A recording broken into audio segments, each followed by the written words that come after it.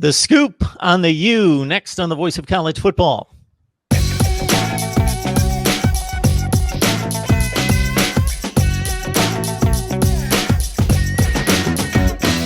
MarkRogersTV, the Voice of College Football, breaking down the Canes as we do on a regular basis. For the first time, though, we got Paul's Scoop on the U.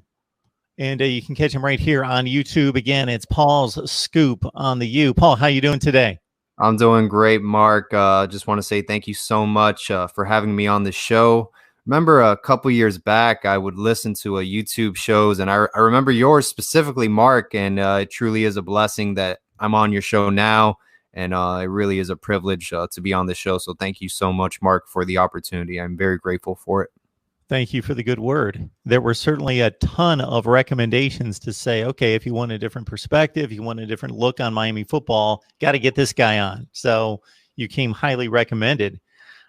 Manny Diaz, certainly when he was hired, there were a bit of mixed reviews. A lot of people excited about, obviously, what he did with the defense, where some of his roots are in Miami. Yeah. But then on the flip side, the lack of experience as a head coach. But we see Ryan Day, Lincoln Riley, others succeed without experience. So what was your initial response to the hire, and how do you think it's played out thus far?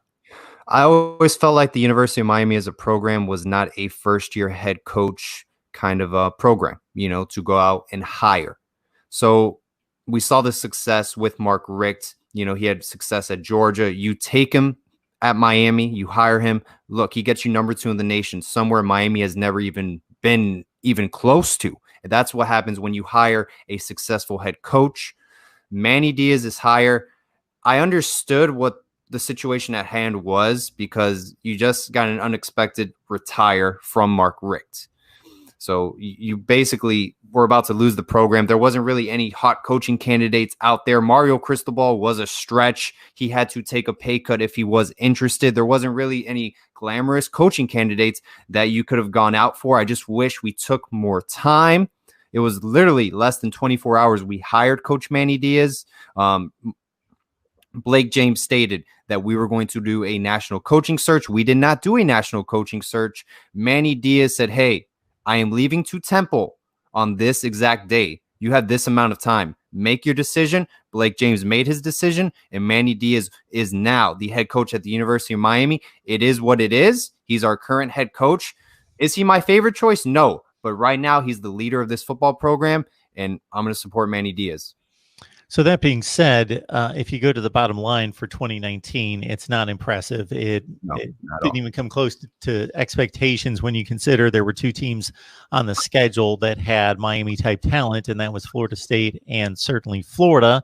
They split those 2 games, and then they lost a host of other games to the likes of Duke and FIU and Georgia Tech, the worst team in the ACC. So Did you see anything out of Manny Diaz in regards to how he handled the game-by-game preparation for the team and the in-game adjustments and coaching from the sidelines that made you feel better about the hire or worse about the hire? No, his first year was a learning lesson. I mean, it showed. He was a first-year head coach. He made a lot of first-year mistakes. I'm sure even his social media antics, he completely regrets. Taking the players he took from the transfer portal, he swung and missed on a bunch. Tommy Kennedy only played 1 snap against Louisville. Awesome Martin didn't even stay a semester down in Coral Gables. We got him out of Auburn. He didn't even dress out. I mean, we swung and missed on a lot of guys, even to a certain extent in the, Bubba Bolden regarding his NCAA eligibility. He only was allowed to play a short amount of games, and he got injured after 4 games. He played great those 4 games, but he really didn't make a season-long impact. So, regarding the transfer portal, even Manny Diaz swung and missed on that with this class. Now, one thing I love about Manny Diaz, and one thing when I interview his former players, other people around the program, they all tell me Manny Diaz is a student of the game. Okay, he's not stubborn like we've seen with other coaches in college football. He modernized. He said, Dan Enos, it's not going to cut it. He brings in Rhett Lashley. Okay, he is trying to learn as the years go by. Remember, this man tasted the bottom. He was at Texas for 1 year, gets let go, and I think he ends up at Middle Tennessee State or Louisiana Tech, has to work his way back up to the Power 5 level. He understands what the bottom feels like. And that's what I appreciate about Manny Diaz, man. He's always going to continue to grow. We had a 13th best recruiting class, not including Isaiah Walker. And we went 6-7 and got our asses kicked by Louisiana Tech and FIU. We are now number 11 in the nation in recruiting, and we're getting some of the best recruits in South Florida. And we're still fighting for some of the top recruits in the nation. We just have to win games at Miami, and we have a very good offensive staff as well. So yeah, hey, there's a huge recruiting advantage. It's one of the few places in the nation where you can just lock in right where you are. Now, obviously, the SEC's coming in, Clemson's coming in, Ohio State's coming in, and bombarding South Florida as well. But at the same time, again, it's one of the very few places. USC might be another place where they can just pretty much lock in the surrounding counties, and you can pick up a bunch of 4 and 5 stars and pretty much have your recruiting class if you do it the right way. So you mentioned having the highest recruited class for a team with a losing record from last season. But is the recruiting meeting your standards? What are the highs and the lows of the recruiting process under Manny Diaz? Mark, Miami, in the sense of its program, they never had a real trouble getting in recruits. Now, getting the top priority recruits, that's a different story. But take Randy Shannon. He had the #1 recruiting class under his tenure. He relied heavily on Miami Northwestern. Booker T. Washington was really reeling in a lot of great players from the South Florida area. We even had Patrick Peterson committed to the class, and he decommitted late to LSU. So we really were getting the cream of the crop in South Florida. Al Golden as well had top 10 classes. We always started off hot, #1 in the nation, #3 in the nation, slowly trickled down with decommitments. Mark Richt, top 10 class as well, was #1 in the nation for quite a while. 3 weeks until National Signing Day, everything fell apart. The key, I think, at Miami is building your head coach with a strong core of assistant coaches, which is what they had with Howard Schnellenberger, Jimmy Johnson, Butch Davis, Larry Coker to a certain extent. We always had strong assistant coaches around our staff. And that is something that's been missing at Miami. When was the last time, besides Craig Kuligowski, did you see an assistant coach, a position coach, even an offensive coordinator, defensive coordinator, go on to another school to become a head coach or an OC or a DC? We don't see that. Craig Kuligowski was really the only coach to go from Miami to Alabama, or Mario Cristobal. And those are some of the best coaches in the game of college football right now, to the respect of their position coach. So that's what I think is missing at Miami. Folks, we have an exclusive live stream every week. And so what that means is you come on, you talk directly with me, just as Paul is right here, and our other media guests that you see. You get the opportunity to come on, talk college football with me. We had 12 sign up last week, our initial exclusive live stream. It's private, enclosed live stream. So if you're interested, that's all you have to put in the comment section. I'm interested, and we'll get in touch, and you can come on and talk college football with me. We got Paul Scoop on the U. As you see right on the banner right there, it's right here on YouTube. So as soon as you're done here, check on what he's got going. And while we're there, Paul, what have you been working on recently? Yeah, I've had a lot of local kind of reporters. I'm going to have Anthony Ayero, local kid who went to high school in the Miami area. He has his own website, 305 Sports. I had Colin McCarthy on, NFL player, ex-Miami Hurricane, true definition of a Miami Hurricane, great player all around. I've had ex-NFL Canes who are now NFL agents, such as Austin Feniger. I had Steve Kim, ESPN boxing writer, who is a Miami Hurricanes fanatic. If you love boxing and you love Miami Hurricanes football, you got to check out Steve Kim on Twitter, or my video as well. Has a ton of great stories about Miami. So just having on a lot of, former players, just people around the program, and, just making quick videos about recruiting and just keeping everyone updated with what's going on around the program, because we don't have time.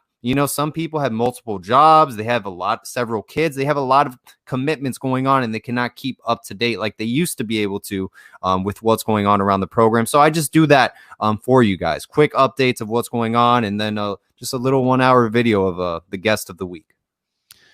Folks, lock it in here as well. Discussion, debate, and analysis each and every day. Subscribe. Therefore, you hit the bell to turn on the notifications. You know when we're going live, which is just about every day. And one of those each week is our Miami Hurricanes live show that has to float because of scheduling purposes. That's why it's important to subscribe. Paul, when you look at the 2020 season, it's similar in setting up in regards to the schedule as the 2019 schedule. And if anything, it's easier because you replace Florida with a date at Michigan State. Michigan State's not what they once were. Nope. You replace a Louisville with a Wake Forest. That's about a give me at the same time. If anything, Louisville's getting better. And now you got Wake Forest on the schedule. So it looks to be an even easier schedule than last year, in which Miami should, well, they beat the division champ 2 years in a row, Virginia and Pitt the last 2 years, but then they couldn't win other games to get it done. The identity of the program at the University of Miami is either we win consistently or we lose very consecutively. We're a streaky program. When we lose in masses. I mean, 4 in a row, 5 in a row. I think with Mark Richt, there was literally like 7 out of 10 losses at some point during his tenure. And then we win consecutively. We'll win streaky, ugly games. That's kind of been the identity of the University of Miami football program. Under Al Golden, we'll win 7 straight, and then we'll lose the last 3, and we'll finish 9-3. So the key is, how do we respond after a loss, an upset loss? Florida, I think we played our hearts out, even if it was an ugly game. I think we gave it 110%.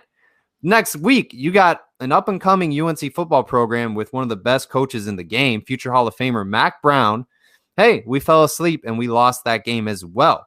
We start the season 0-2, and after that, I mean, I felt like we generally just gave up as a whole. So the key is, if we do lose a game, let's respond back. It's a very easy schedule. Obviously, talent-wise, I think we're the most talented team on the field. We match up with everyone. Florida State, North Carolina, and Virginia Tech are fairly talented as well. Ideally, obviously, it looks like we should run the table, but let's be realistic. I think there's a lot of tough games. So there's probably going to be a lot of fan modifications as well. A lot of players feed off of that energy. There's not going to be a lot of fans at the beginning, maybe throughout the whole season. We don't know. So it'll be an interesting season. And regarding Michigan State and Florida State, they didn't have a spring practice with a first-year head coach. Their coach was not able to put a foundation over the program yet. So just to have a short amount of fall practices, let's say a little bit over a month to 2 months, I think Miami has the edge on those games, and those are the programs that are going to be most affected this upcoming season. So I think Miami can run the table, especially with D'Eriq King.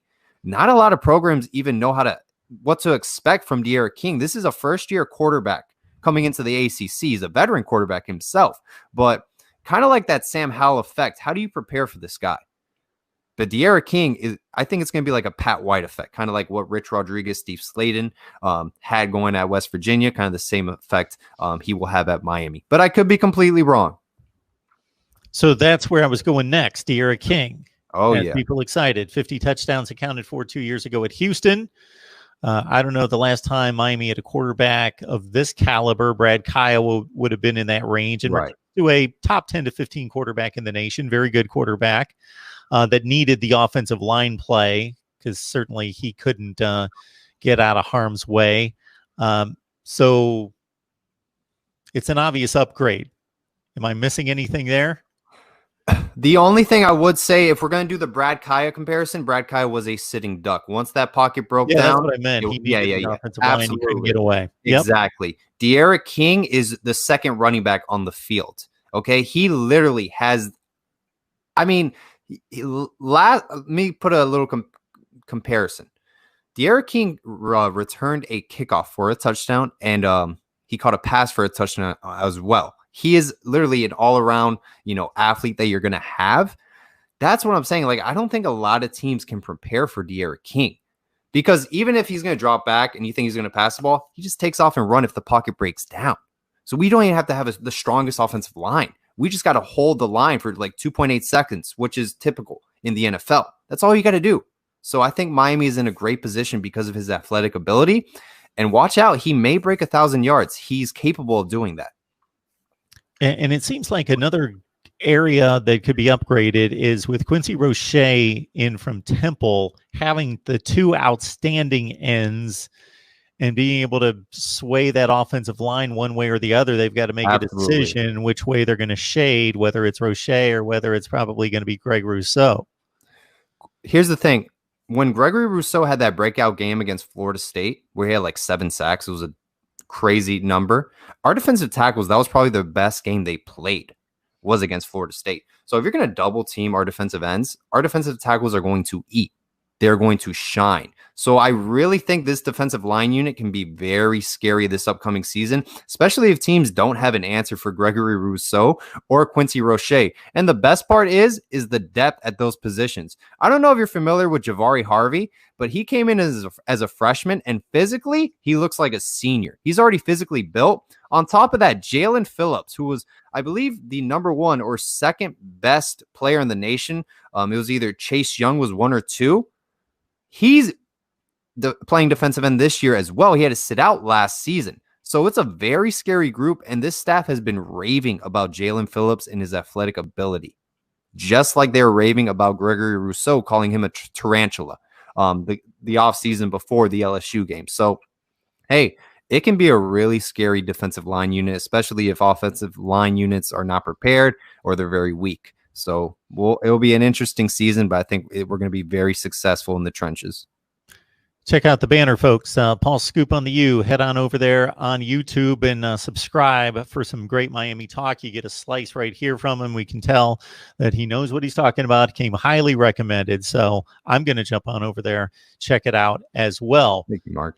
So where are the big concerns? Well, we're on personnel, offense, defense. What has you wondering? No, biggest concern, no doubt about it for me, is going to be cornerback play. Al Blades Jr., DJ Ivy, they're probably going to be your starters out on the boundaries. Your nickel corner is going to be to Corey Couch. Christian Williams, the staff is very confident in him. I've spoken to a couple people, Brian the Beast London, Jose Duaso, who runs Miami Immortals, one of the top 7-on-7 flag football teams in the nation, very close to the staff. Staff is very confident in the play of Christian Williams, in the play of Corey Couch, and in just as a whole, they believe this cornerback group will turn the page. Last season, that was never shown. There was development without Blades. He'll be our leader of the group, but it is a very slim position. God forbid there's any injuries. One person goes down. It's not going to be pretty. We have Isaiah Dunson, Marcus Clark as well, but they're true freshmen coming in. And Christian Williams and Corey Couch really didn't play last season. So the good thing is, first 3 to 4 games, are kind of just warm-up games till conference play. So hopefully they'll get enough reps to gain confidence before the UNC game against one of the best quarterbacks in the nation in Sam Howell. And last but not least, man, linebacker. We have a ton of depth at linebacker. That's not the problem. But the problem is we're very injury prone. Patrick Joyner didn't play all last season. Bradley Jennings hasn't played in, I believe, 2 years. Avery Huff wasn't able to play due to eligibility, I believe, something with academics transferring in. Sam Brooks led the team in tackles against Louisiana Tech, so I think he's returning as a sophomore. He'll probably be our leader at linebacker. And then you have the veteran, Zach McLeod, who should be one of the team captains. Took the redshirt year this past season. I'll be honest, since his freshman year, it's been going downhill. So it's another question mark of a group due to injury. And plus your 2 freshmen coming in, Corey Flagg and Tyreek Austin Cape, also have injuries as well. So it's an injury prone group. So when you combine the personnel, the talent on the roster, both sides of the ball, special teams included, which you could use a couple made field goals in key situations would help considerably. You get that, and you're probably 8-4 last year instead of 6-6. Then in addition to that, look at the schedule. It's pretty light schedule. And then, of course, what you would expect out of the coaching staff getting better. So where's that line of demarcation? Meaning, where's your expectation? What would exceed it? What would fall below the expectations? What's reasonable? I think 9 wins is reasonable. Last season, yeah, we did go 6-7, but we were in every football game. Virginia Tech had the early lead. They were up 28-0 because Jaron Williams was throwing picks left and right, but then we came back and we were in a dogfight the rest of the game. Every single game, North Carolina, Florida, Duke, even FIU, we were in it the whole game, regardless of the opponent. We were there all 4 quarters. So, fairly, Miami could have gone like 9-3 last season as well. If a couple kicks go their way, maybe they get a couple turnovers. Miami could have easily won 9 games last season as well, but they gave up. So I think 9-3 is ideal. I think it can happen. The talent is there. De'Aaron King has to he has to lead the way with his legs. That's going to be the X factor. If De'Ara King has that Pat White effect, Lamar Jackson effect, where you just can't answer his running ability, it's going to be a long season for a lot of opponents in the ACC. De'Ara King can take over games with his legs. He is that much of a threat. So it'll be interesting, but 9-3, that's what I'm going to say is realistic. Anything below it will be a disappointment. There you go, folks. There's your take on Miami football. It was a good one from Paul Scoop on the U. Again, check him out right here on YouTube. Would love to have you back, Paul. Great breakdown. Mark, thank you for having me on. It was a privilege. Thank you very much, sir.